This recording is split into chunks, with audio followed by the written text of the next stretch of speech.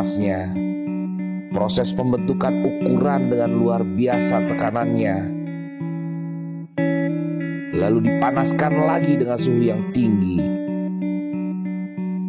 Sebelum menjadi perhiasan yang indah, emas mengalami proses yang sangat berat.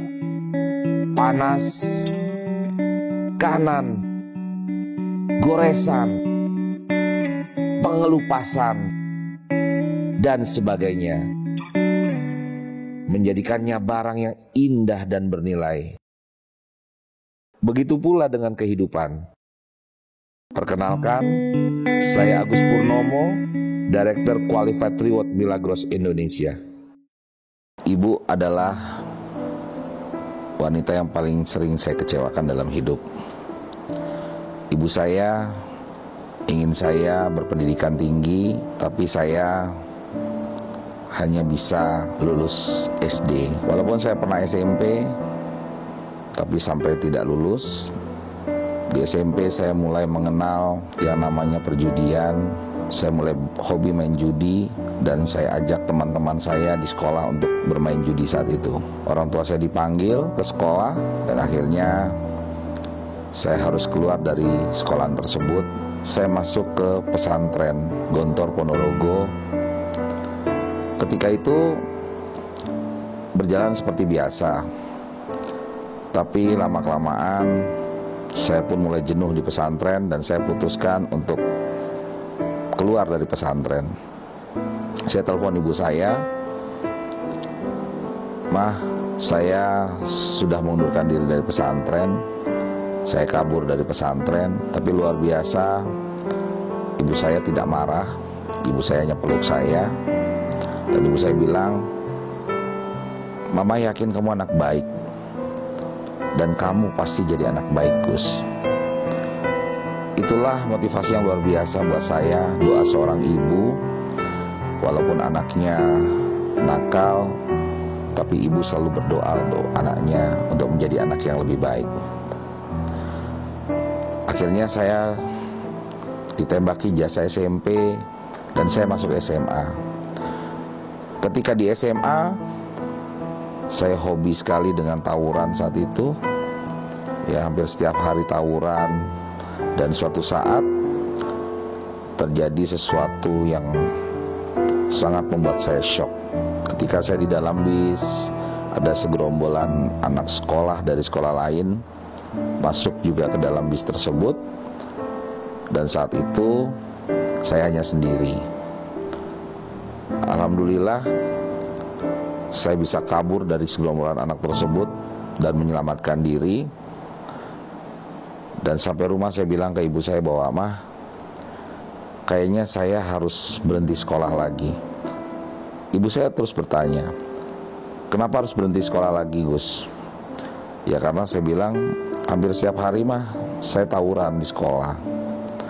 Hampir setiap hari saya was-was. Dan hari ini baru saja terjadi, saya dikeroyok sama puluhan pelajar lain. Untung saya bisa menyelamatkan diri.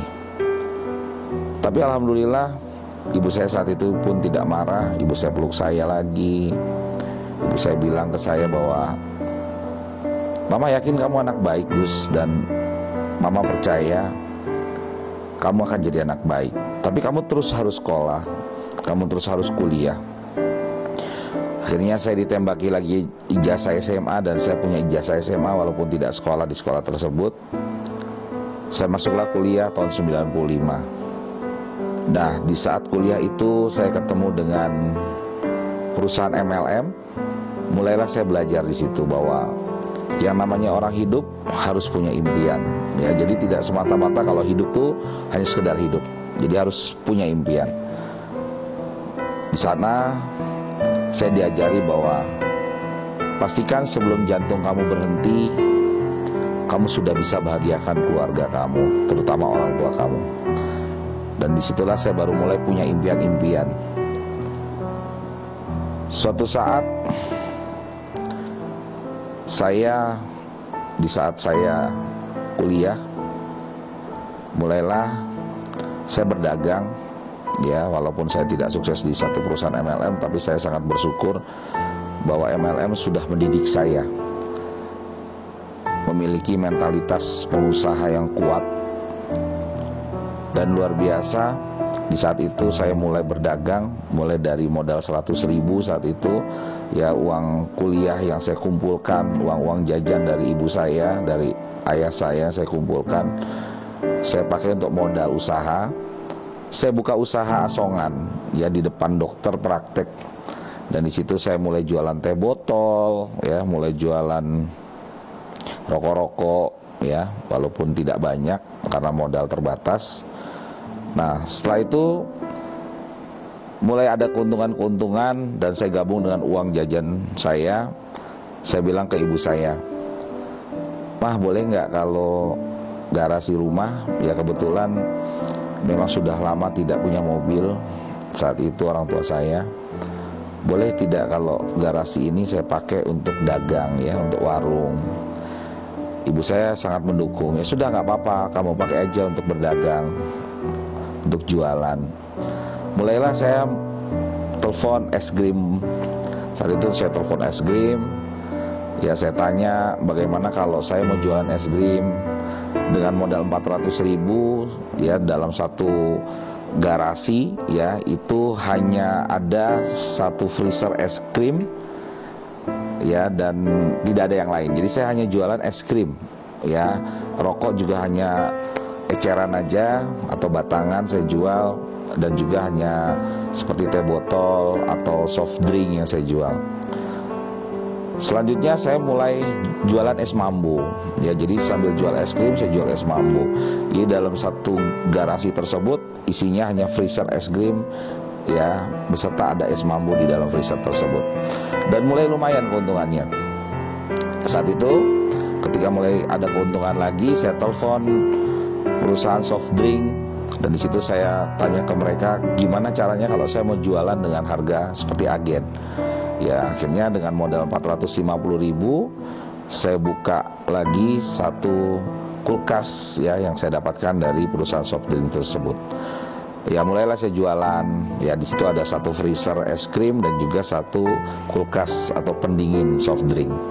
Ya, mulai saya jualan, ya. Dan alhamdulillah keuntungan mulai lebih banyak lagi saya kumpulin. Ya, akhirnya saya bikin atau saya beli satu etalase, ya, untuk tempat-tempat sabun, rokok, permen atau apapun yang saya jual, dan mulai berkembang, ya.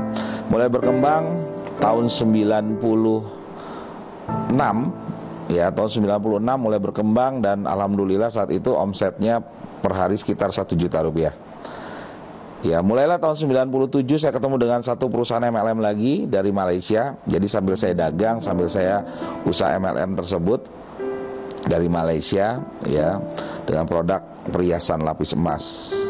Nah, di situ tahun 97 ya saya mulai belajar lagi, ya, bagaimana cara mengembangkan di satu bisnis MLM. Jadi bisnis MLM itu luar biasa, ya. Di saat orang lain mungkin mereka terkendala masalah modal, ya, dengan ingin bisnis seperti apa, modalnya pasti sangat tinggi. Dengan perusahaan MLM itu dengan modal yang sangat minim, tapi kita juga bisa berpenghasilan tinggi sekali. Ya, saat itu saya langsung sangat bersemangat sekali, ya, saya beserta ibu saya menjalankan satu perusahaan tersebut, ya, satu MLM tersebut, dan alhamdulillah di akhir tahun 97 saya sudah berpenghasilan di atas 7 juta rupiah saat itu, ya, per bulannya. Sedangkan saat itu harga bahan bakar, ya, harga premium itu masih 350 rupiah. Ya, jadi dengan penghasilan 7 juta itu sangat luar biasa sekali, ya. Nah, di saat itulah saya jadi malas kuliah, ya. Saya malas kuliah, ya, bahkan saya hanya cuman senangnya jalanin bisnis, jalanin MLM, ya, karena IPK saya luar biasa sekali. Maka IPK saya paling tinggi 0,6, ya, jadi sangat cerdas sekali saya, ya, luar biasa, ya. Tahun 98 terjadilah kerusuhan, ya, terjadi kerusuhan, bakar-bakaran, krismon. Akhirnya perusahaan tersebut banyak stokis-stokis yang dibakar, ya, dihancurkan sama perusuh-perusuh, dan saya kubur impian lagi ya, karena usaha itu langsung ngedrop ya, semua member-member saya saat itu juga langsung menghilang. Tahun 98 juga muncul beberapa minimarket itu yang menyebabkan usaha warung saya yang tadinya omsetnya per hari bisa sampai 1 juta itu jadi cuma 200.000 per hari ya. Jadi sudah tidak bisa punya harapan lagi saya bisa berpenghasilan besar lewat usaha warung tadi ya. Terus ya sudah, saya apapun saya lakukan saat itu. Tahun 98 akhir ya, saya mulai berkenalan ya atau mendekati seorang gadis ya, kebetulan tetangga saya sendiri dan yang sekarang menjadi istri saya, namanya Dian Handayani ya. Sedekati dia dan responnya juga ya alhamdulillah direspon, dan saya bilang ke dia bahwa saya mau serius dengan kamu ya. Saya mau serius dengan kamu. Jadi kalau memang kamu serius, ya ayo kita jalankan ya. Hubungan kami hanya dalam waktu 6 bulan saat itu. Ketika 6 bulan saya jemput pacar saya saat itu ya, Dian Handayani, saya jemput dia ke kampusnya. Pulang dari kampus, keluar dari kampus, ketika ketemu saya bilang, saya mau nikahin kamu ya, saya mau lamar kamu hari ini, malam ini saya mau bicara dengan kedua orang tua kamu. Bulan depan saya akan undang orang tua saya dan keluarga saya datang ke rumah kamu, dan bulan depannya lagi saya akan nikah dengan kamu ya. Nah di situ waktu itu Budian kaget ya, istri saya tuh kaget, kok cepet banget ya, kan gak ada persiapan, kamu juga gak ada kerjaan saat ini, cuma dagang warung aja dengan penghasilan yang sekarang gak seberapa ya. Saya bilang ya pokoknya saya akan nikahi kamu. Di saat saya sudah nikahi kamu, saya akan tanggung jawab untuk cari nafkah buat kamu dan keluarga. Malamnya saya langsung ketemu dengan kedua orang tuanya. Saya ketemu dengan kedua orang tuanya, saya bilang bahwa saya akan nikahi anak bapak dan anak ibu ya. Orang tuanya, terutama ayahnya, sempat ragu-ragu saat itu ya, sempat ragu-ragu, bilang kan kamu nggak ada kerjaan. Saya bilang ya Pak, walaupun suatu saat saya akan ngojek ya, ketika saya sudah nikahi anak bapak, maka kewajiban saya mencari nafkah untuk anak bapak ya. Ya akhirnya kedua orang tuanya menyetujui, dan bulan depannya orang tua saya dan keluarga saya datang untuk melamar. Dan bulan Mei tahun 1999 akhirnya kami menikah ya. Hampir berjalan seperti biasa aja ketika sudah menikah. Berjalannya waktu, istri saya hamil anak pertama. Ketika hamil anak pertama, karena pendapatan saya minim saat itu ya, istri saya sempat ragu-ragu, ini gimana ya, A dulu manggil saya AA ya, gimana ya dengan biaya kelahiran anak kita. Saya hanya bilang ke istri saya yakinkan tidak mungkin Tuhan ciptakan anak tidak dengan rezekinya. Saya bilang ya pasti ada rezekinya ya, jadi kamu gak usah khawatir, saya bilang gitu ya. Akhirnya anak saya lahir, anak pertama saya lahir tahun 2000, bulan Juli tahun 2000 ya. Ketika anak saya sudah lahir, mulailah babak baru dalam hidup saya saat itu ya. Babak baru, di situ mulai terasa sulit hidup saya ketika anak saya yang pertama sakit ya. Saat itu saya tidak bisa bawa anak saya ke dokter ataupun ke rumah sakit untuk berobat karena terbatas biaya. Tahun 2003 istri saya hamil anak kedua. Di awal-awal kehamilannya tidak ada masalah apa-apa, sampai di usia kandungan 9 bulan lebih. Saat itu sudah hampir lahiran anak tersebut. Bahkan berat badan anak itu sudah di atas 4 kilo di dalam kandungan. Tiba-tiba terjadi pendarahan istri saya. Saya ajak istri saya untuk ke rumah sakit, dokter USG. Setelah itu dokter panggil saya.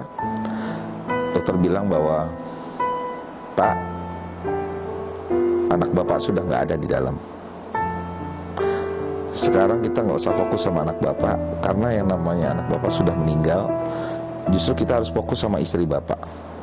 Karena hanya satu, Pak, dari 1.000 orang yang bisa selamat karena kasus seperti ini. Namanya Sulusio. Jadi tali plasenta di dalam itu sebagian sudah putus dan terjadi pendarahan hebat sampai seluruh keluarganya, kakaknya, adiknya, orang tuanya itu datang ke rumah sakit untuk donor darah karena dibutuhkan darah yang sangat banyak saat itu. Dan istri saya berjuang antara hidup dan mati saat itu.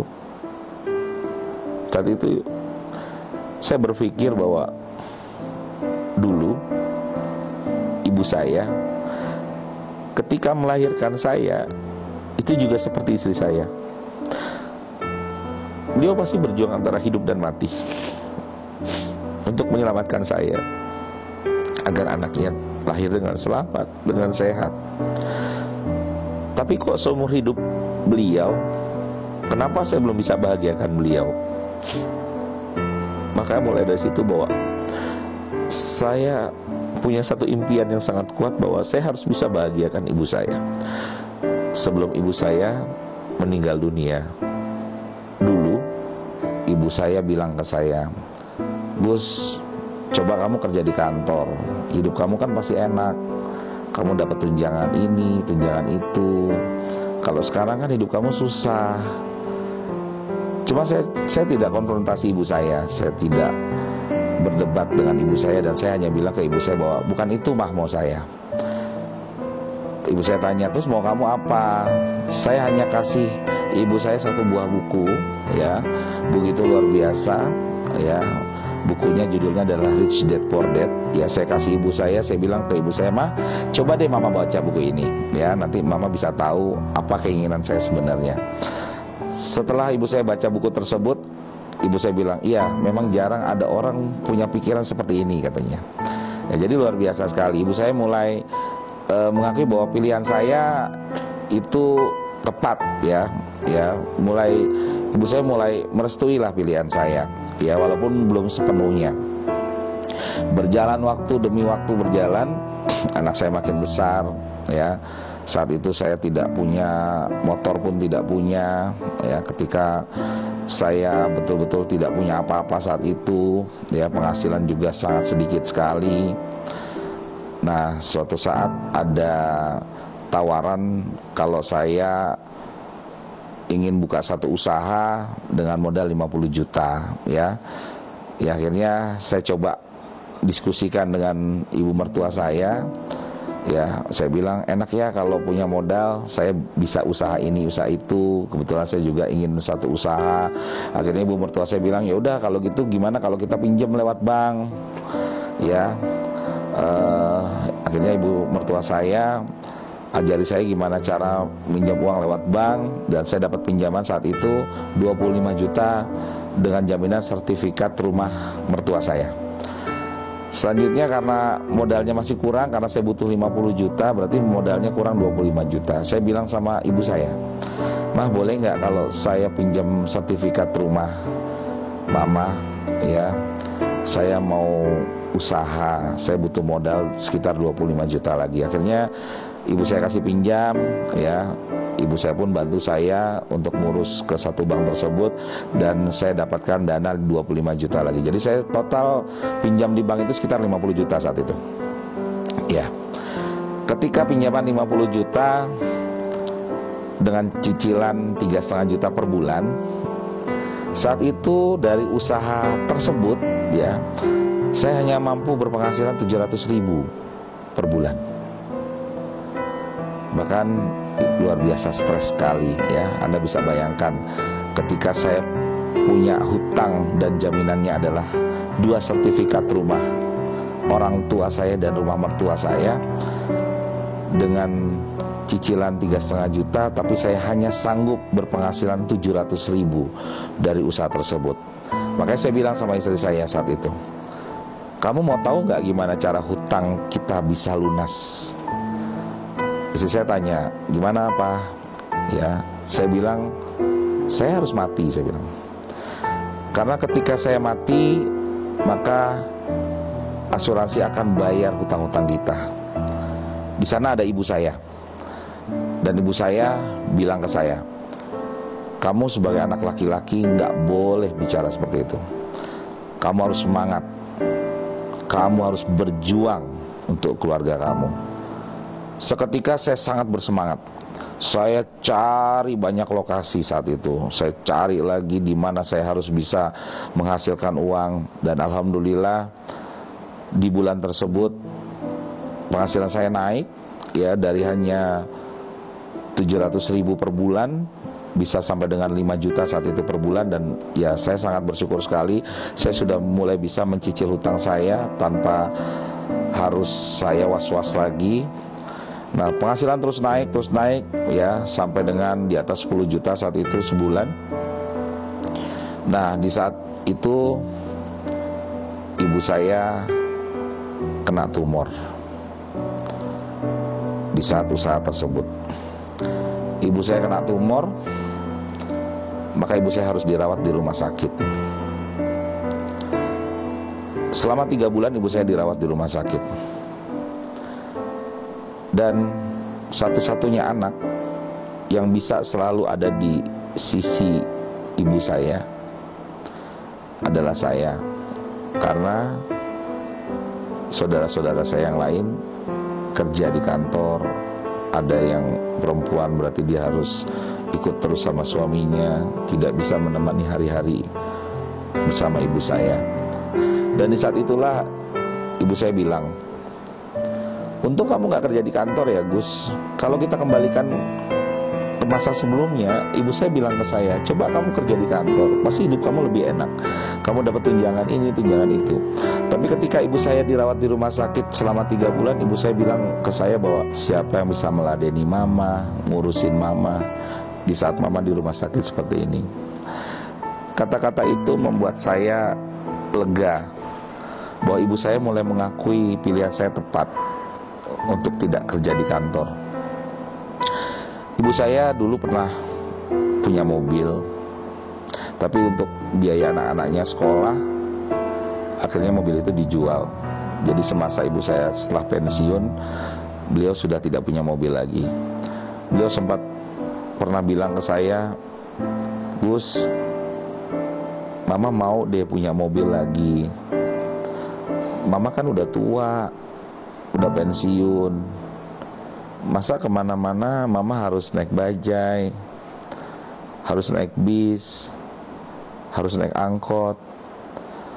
Mama kan juga mau seperti ibu-ibu yang lain, diantar sama anaknya kemana-mana naik mobil yang nyaman. Saat itu saya hanya bilang ke ibu saya, Mah, insya Allah suatu saat mama pasti punya mobil lagi. Jadi di saat ibu saya di rumah sakit, usaha mainan saya, anak-anak saya itu makin maju lagi dan makin mendapatkan penghasilan. Di saat itu saya, anak saya, dan juga istri saya itu sedang jalan-jalan ke mall. Sedang jalan-jalan ke mall, tanpa sengaja saya langsung deal satu buah mobil saat itu, walaupun mobilnya juga bukan mobil yang mewah, bukan mobil yang bagus. Saya hanya deal satu mobil yang harganya di bawah 100 juta saat itu. Bon pemesanannya saya bawa langsung ke rumah sakit. Itu persis 1 minggu sebelum ibu saya nggak ada. Bon pemesanannya saya bawa ke rumah sakit dan saya bilang ke ibu saya, Mah, mama punya mobil. Aku beliin mobil buat mama. Ini mobil baru mama. Dan saat itu sambil berbaring, ibu saya bicara sambil menangis. Gus, mama bangga sama kamu. Mama bangga punya anak laki-laki seperti kamu. Kata-kata itulah yang saya tunggu-tunggu dari dulu, bahwa ibu saya mengakui bahwa beliau bangga punya anak laki-laki seperti saya. Ibu saya tidak sempat menikmati mobil tersebut dan ibu saya meninggal dunia. Ketika ibu saya sudah meninggal, ternyata beberapa bulan kemudian usaha saya bangkrut lagi. Saya jadi punya hutang lagi, hidup saya susah lagi. Dan saya punya ayah yang luar biasa buat saya. Beliau sangat sayang sekali dengan anaknya, dengan cucu-cucunya. Walaupun saat itu saya sudah punya anak 3, tapi ayah saya selalu membantu saya untuk memenuhi kebutuhan hidup saya. Anak ketiga saya lahir tahun 2006. Saat itu keadaan ekonomi saya pun sedang dalam kebangkrutan, dan saya mencari-cari lagi apa yang bisa saya lakukan agar ekonomi saya bisa naik lagi, karena saya baru selesai bangkrut saat itu. Akhirnya saya bilang sama istri saya, gimana kalau kamu jual telur asin di pasar, Ma? Jadi istri saya rela saat itu. Dia ikut membantu ekonomi kami, dan dia jual telur asin di pasar. Hanya ambil keuntungan paling satu hari hanya 10.000, paling banyak 20.000 per hari. Tapi istri saya ikhlas saat itu. Sampai akhirnya saya tidak nyaman dengan penghasilan tersebut. Apapun saya lakukan, mulai dari nyupir taksi, dan akhirnya saya kena sakit. Saat itu saya tidak bisa nyupir taksi lagi. Terus juga saya pernah ngojek juga. Atau apapun saya jalanin, yang penting saya bisa memberikan nafkah buat keluarga. Tidak lama dari situ, ketika anak pertama saya SD dan anak ketiga saya bayi, saya usaha perhiasan mutiara. Jadi saya dan istri kita ngeroceh mutiara bareng dan dijual ke orang-orang tua dari anak saya, temannya anak saya. Dan alhamdulillah ya mulai terbantu ekonomi kami. Di situ sempat menghasilkan jutaan juga. Nah, suatu saat itu pun gak bertahan lama, dan paling cuma sekitar 3 bulan usaha tersebut, dan sudah tidak punya penghasilan lagi dari usaha tersebut.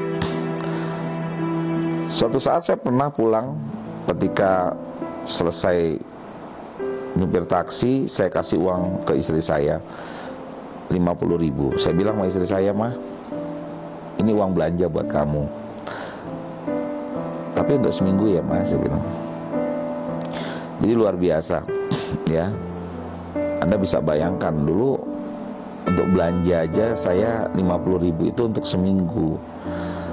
Jadi bagi saya sekeluarga, saya, istri saya, anak saya, bahkan sampai ayah saya, itu hari-hari makan tempe, tahu, kacang panjang, ya itu udah makanan favorit kami. Jadi kalau saya mau makan enak, saya harus ikut ayah saya atau mertua saya kondangan, baru kita bisa makan yang enak saat itu. Bahkan sempat istri saya suatu saat jajan mie ayam. Mie ayam itu hanya saat itu harganya cuma sekitar 3.500 rupiah. Dan saat itu saya marah-marahin istri saya. Saya bilang sama istri saya bahwa, ngapain sih kamu jajan, saya bilang. Mendingan tuh uang kamu pakai untuk masak daripada untuk jajan seperti ini, saya bilang. Dan istri saya kalau mau lebaran tuh suka bilang ke saya, "Pak, udah lama nih nggak beli baju buat lebaran. Saya cuma bilang ke istri saya, kamu nggak usah kayak anak kecil kalau lebaran beli baju. Anda bisa bayangkan ya, dulu hidup saya tuh kayak apa ya. Belanja aja 50.000 buat seminggu. Istri saya aja jajan mie ayam aja saya marah-marahin. Nggak pernah bisa beliin baju lebaran buat istri saya saat itu. Bahkan anak saya aja saat itu beli susunya, untuk beli bajunya itu biasanya ada yang beliin ya.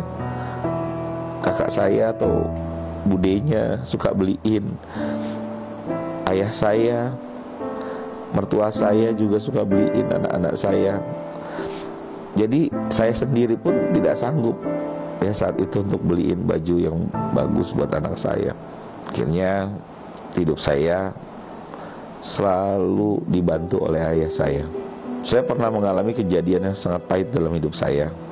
Ketika anak saya yang keempat itu lahir tahun 2008. Saat lahir menjadi anak yang sehat, anak yang lincah. Tapi ketika umur 10 bulan, anak tersebut kena demam berdarah. Saya bawa anak itu ke rumah sakit. Ketika di rumah sakit, saya disodori tarif rumah sakit. Pak, hari ini Bapak harus sedia 20 juta untuk deposit. Dan tarif kamar kita per malam 10 juta untuk ruang NICU dan PICU. Saat itu langsung saya tutup tarif buku rumah sakitnya. Saya dengan kakak ipar saya saat itu, saya masuk ke dalam mobil, saya gebrak dashboard mobil, saya tunjuk-tunjuk kakak ipar saya bilang bahwa jangan kamu jadi orang miskin, saya bilang. Kamu bisa bayangkan, anak saya saat ini lagi koma. Anak saya saat ini lagi butuh ayahnya buat jadi pahlawan, buat nolong dia. Tapi saya nggak sanggup saat itu. Saya cari rumah sakit di Jakarta saat itu bersama kakak ipar saya. Saya cari mana rumah sakit dengan tarif termurah untuk ruang NICU dan PICU, dan saya dapatkan satu rumah sakit dengan tarif 3,2 juta per malam. Saat itu saya langsung telepon istri saya bilang, "Ma, bawa anaknya ke sini." Sampai di rumah sakit, anak itu meninggal. Maka di saat anak saya dikafani, saya cium dia. Saya bilang ke anak tersebut, "Nak, jangankan 10 juta per hari, nak, 100 juta per hari akan papa perjuangkan untuk bisa bahagiakan mamah kamu, adik kakak kamu, eyang kamu, kakek nenek kamu." Jadi saya nggak peduli apapun resikonya.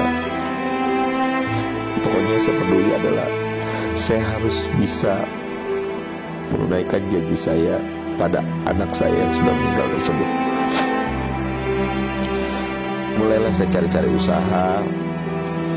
Apa usaha lagi? Akhirnya saya ketemu dengan satu usaha MLM lagi dari Indonesia juga. Saat itu dalam produk pulsa elektronik. Mulai saya berjuang di saat itu, dan alhamdulillah menghasilkan sampai saya bisa beli mobil dari situ, sampai saya bisa buka restoran, saya beli franchise. Tapi itu pun gak bertahan lama, hanya bertahan 4 tahun. Ketika 4 tahun, akhirnya bangkrut lagi. Dan saya hanya punya restoran saat itu, usaha saya. Dan ternyata restorannya juga harus bangkrut, dan saya punya hutang ratusan juta saat itu, di saat restoran saya bangkrut. Alhamdulillah tahun 2013 ada yang menawarkan saya satu bisnis yang sekarang saya jalankan, bisnis MLM juga dengan produk air alkali atau Milagros. Ketika saya ditawarkan, muncul semangat baru saya. Bahkan saya bilang ke mereka yang menawarkan saya bahwa saya pastikan saya bisa dapat lebih dari 10 miliar dari air ini. Mulailah saya jalankan. Saya jalankan, saya nggak peduli, saya dihina, saya ditolak orang. Saat itu Milagros belum seperti sekarang, produknya masih susah sekali didapat.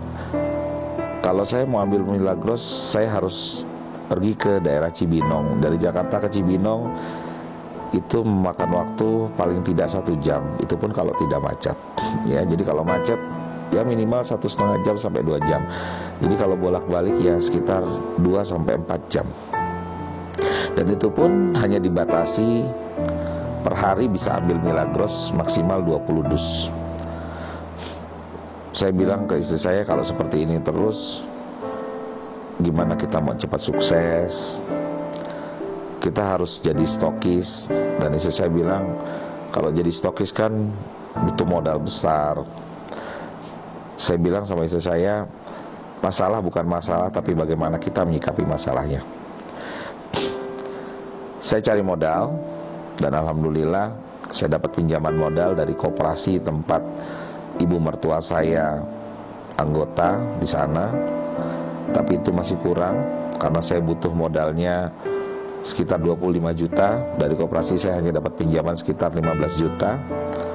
Dan saya janji saya akan lunasi hutang saya dalam waktu 12 bulan saat itu.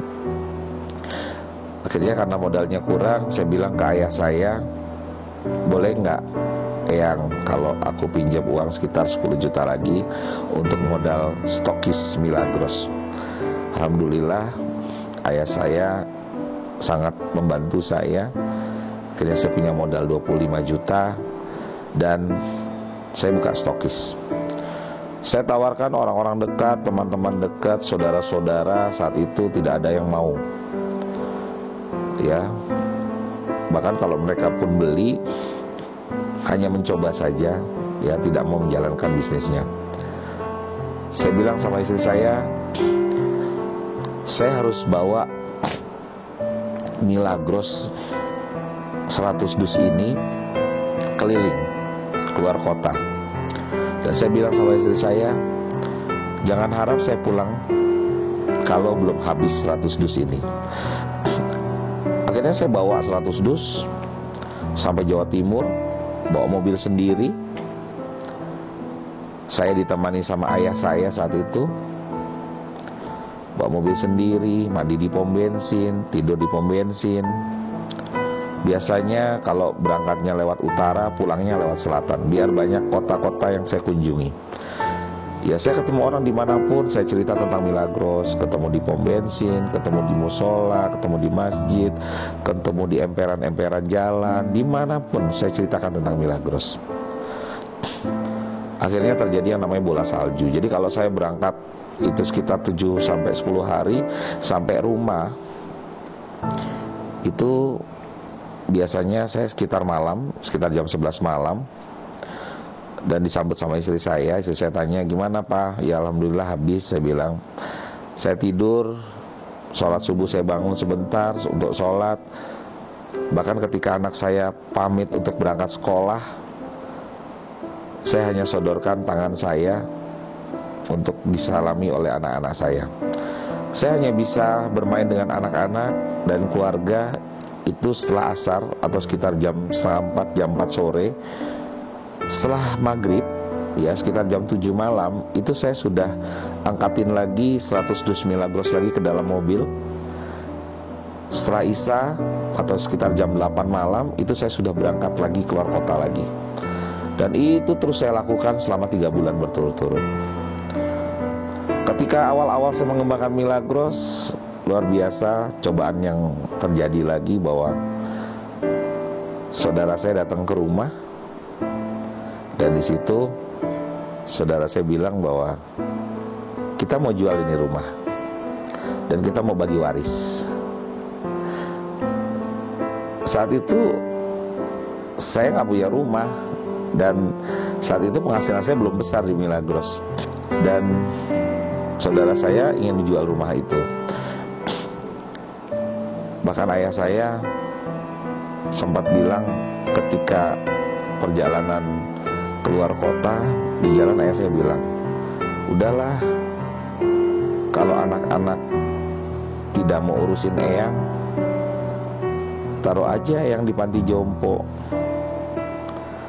Saya bilang ke ayah saya saat itu di dalam mobil, eyang nggak boleh ngomong gitu, eyang masih punya anak, eyang masih punya cucu, eyang masih punya mantu. Saya bilang, biarin aja anak-anak yang lain mungkin gak mengurusin eyang, tapi aku sebagai anak eyang,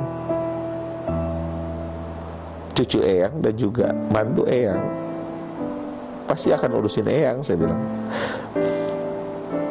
Akhirnya itu impian terkuat saya bahwa saya harus bisa bahagiakan ayah saya sebelum beliau meninggal. Saya harus bisa membelikan rumah yang sangat bagus untuk ayah saya. Luar biasa. Makanya apapun saya lakukan, bahkan tidur sehari paling hanya 2 jam, 3 jam per hari, tapi saya lakukan. Karena impian saya sangat kuat saat itu. Saya harus bisa bahagiakan ayah saya. Ketika saya sudah sekitar 8-9 bulan di Milagros, mulailah saya unjukin ke ayah saya, ini loh yang penghasilan saya di Milagros sudah seperti ini, sudah mulai besar, tabungan saya juga sudah mulai besar.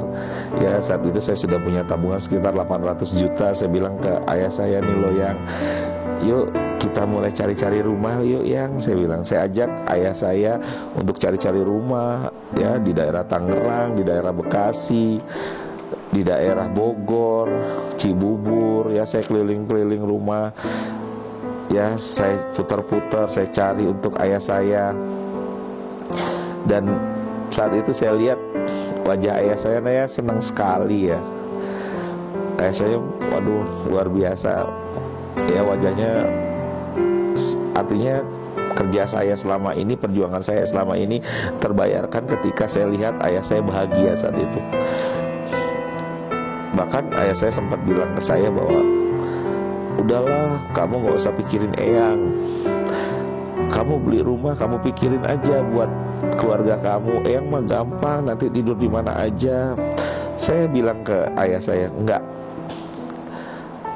sebagus apapun kamar saya, itulah kamar eyang. Saya bilang, eyang harus punya kamar yang bagus, yang nyaman, biar enak. Saya bilang, ya harus punya rumah yang bagus, yang nyaman, biar enak. Saya bilang gitu ke ayah saya. Sebelum ayah saya meninggal, alhamdulillah saya sudah bisa ajak ayah saya jalan-jalan ke luar negeri. Pertama kali saya ajak ayah saya ke Singapura. Beliau senang sekali ya, dan beliau sudah tahu bahwa saya mau beli rumah. Saat itu beliau senang sekali. Artinya ketika beliau meninggal pun beliau sudah bahagia sekali. Saat itu saya lihat pacaran beliau. Dan ya, ketika beliau meninggal, dan saya rasakan bahwa beliau pasti bangga dengan saya. Akhirnya yang menjadi impian ayah saya terwujud. Saya bisa bangun rumah sesuai dengan apa yang dipesan oleh ayah saya, bahwa saya ke daerah Sentul. Dan saat itu ayah saya bilang, di sini aja, bagus ini, tanahnya juga bagus. Dan saya wujudkan itu. Bahkan saat ini, di saat saya sudah 6 tahun di Milagros, saya sudah bangun rumah kedua saya yang jauh lebih besar lagi. Tapi ketika saya sudah punya segalanya sekarang, ketika saya sedang bersantai di taman, sedang duduk-duduk di gazebo, di saung dengan anak-anak, dengan keluarga, saya bilang sama istri saya bilang sama anak saya, sayang ya, yang udah gak ada. Artinya sekarang saya sudah bisa wujudkan impian-impian saya. Saya sudah bisa bahagiakan anak-anak saya, bahagiakan istri saya. Saya sudah wujudkan, saya bisa punya rumah yang bagus, saya punya mobil yang bagus. Tapi orang tua saya sudah gak ada. Untuk itu, teman-teman semua, selalu perjuangkan impian-impian Anda sebelum orang-orang yang Anda sayang meninggalkan Anda. Pastikan Anda bahagiakan mereka. Semoga cerita ini menjadi inspirasi buat teman-teman semua. Saya Agus Purnomo, sukses untuk kita semua. Go Miracle.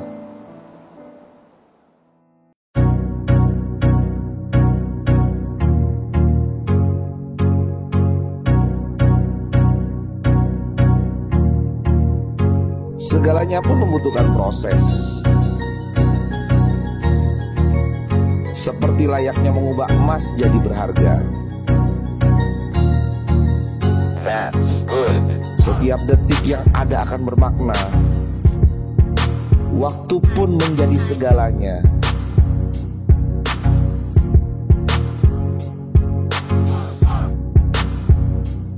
Demi menciptakan hasil yang terbaik, dibutuhkan waktu yang berkualitas.